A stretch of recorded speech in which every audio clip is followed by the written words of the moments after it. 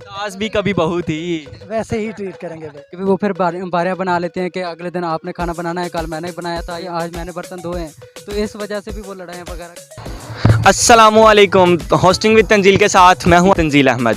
आज बेसिकली मैं मौजूद हूं शालामार बाग में और मैं यहां पर जानने की कोशिश करूंगा हमारे सोशल इशू के बारे में।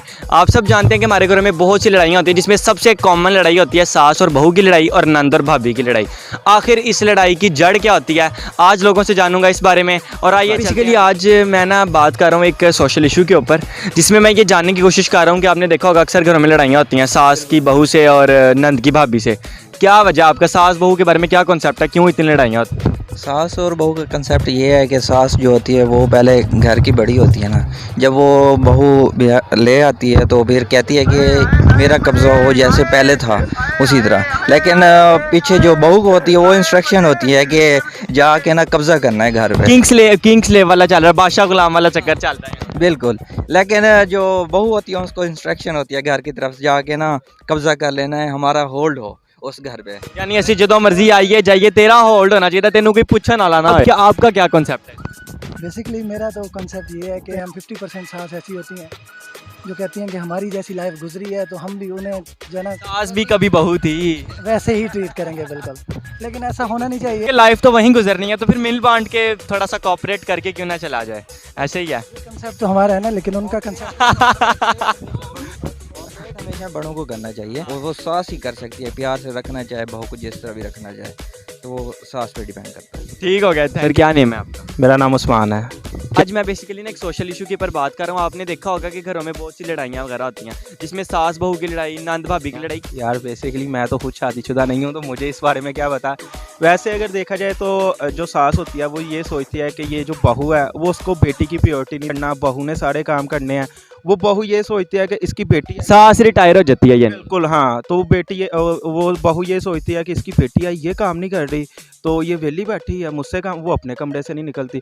बस फिर यहाँ से भी लड़ाइयाँ शुरू होती हैं। आए बेटा आपका एक्सपीरियंस है काफ़ी।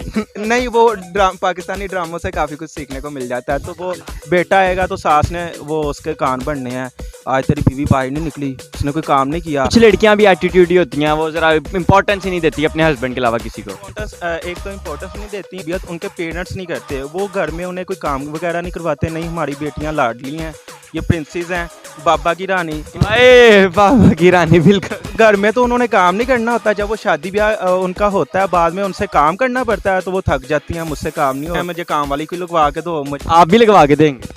नहीं, मैं तो ज़ाहिर सी बात है, बीवी वो होनी चाहिए जो घर के काम करे।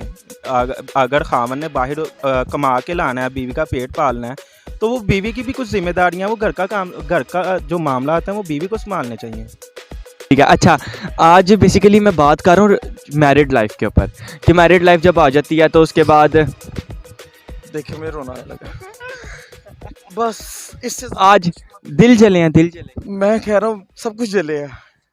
जो मैरिड लाइफ होती है तो उसके बाद बीवी आ जाती है, फिर घर में सास बहू की लड़ाई, नंद भाभी की लड़ाई किस किस बात पे होती है, आपने बातें बता।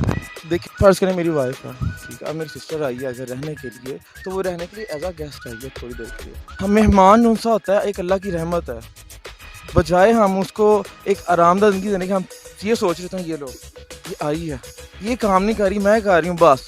राती आन दो बहाव नूं, अज होएगा लड़ाई बंटवारा, अद्धा घर या मेरा आई तो मैं बाहर, बस ये कुछ इस तरह की बातें हैं। सिर्फ अदम बर्दाश्त कर रहे हैं हम। अगर हमें बर्दाश्त और सिर्फ तरीका आ जाए ना सुनते नबी के ऊपर, कुछ सारे मामला हल हो। बिल्कुल ऐसे ही है। ठीक है, थैंक यू सो मच। देखा होगा कि सास की बहू से बड़ी लड़ाई होती है और नंद की भाभी से, क्या वजह है?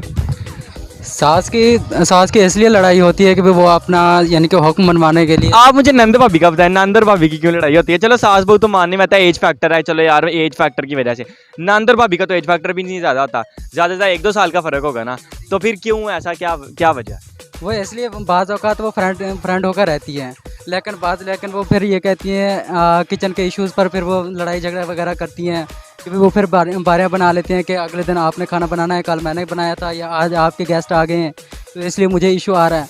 तो कभी वो फ्री नहीं होती है, कभी वो फ्री नहीं होती है, फिर वो बारियां बनाकर फिर आज मैंने बर्तन धोए हैं, तो इस वजह से भी वो लड़ाइयाँ वगैरह करती हैं। आप मुझे ट्रेन लगते हैं।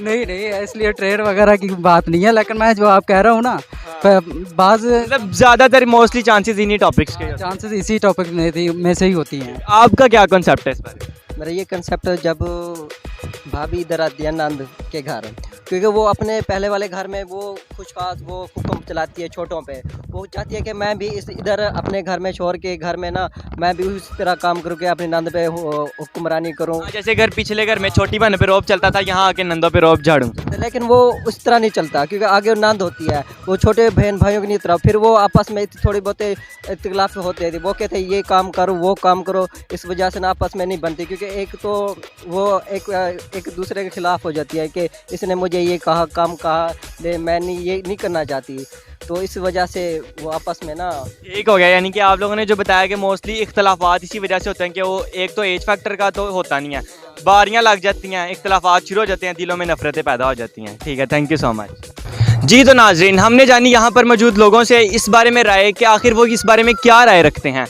बहुत से लोगों ने अपने कॉन्सेप्ट्स बताए, किसी ने कुछ कहा, किसी ने कुछ कहा कि जी थिंकिंग का फ़र्क होता है, एज फैक्टर का फ़र्क होता है। आप इस बारे में क्या राय रखते हैं? आप अपनी राय नीचे दिए गए कमेंट सेक्शन में बताएं। और इसी के साथ अपने होस्ट तंजील अहमद को दीजिए इजाज़त। मिलते हैं नेक्स्ट वीडियो में। अल्लाह हाफिज़।